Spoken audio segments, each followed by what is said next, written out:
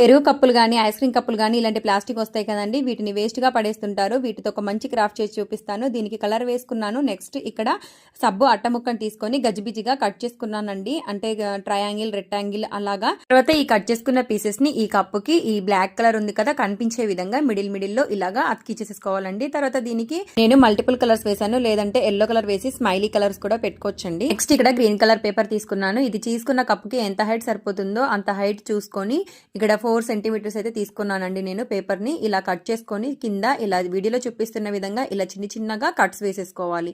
Next ఇక్కడ అలాగే కింద ఇందాక వీడియోలో చూపిస్తున్న విధంగా ఇలా కట్ చేసేసుకొని తర్వాత ఈ పేపర్ ని ఇలా రోల్ చేసుకుంటూ వచ్చేసి గ్లూ పెట్టేసి అతికిచ్చేసేసుకుంటే గ్లాస్ అనేది తయారైపోతుంది. ఇలాగే నేను కొన్నింటిని తయారు చేసుకున్నానండి. ఇప్పుడు ఈ చేసుకున్న కప్ లో ఫిక్స్ చేసేసుకుంటే చూడండి మనకి చిన్న ఆర్టిఫిషియల్ ప్లాంట్ అనేది రెడీ అయిపోతుంది. దీనిలో ఫ్లవర్స్ కోసము థర్మాకోల్స్ బాల్స్ అయినా పేపర్ ఫ్లవర్స్ అయినా పెట్టేసుకోవచ్చండి. ఇలాంటి బెస్ట్ ఐడియాస్ నా ఛానల్లో బోల్డ్ ఉన్నాయి. వీడియోని లైక్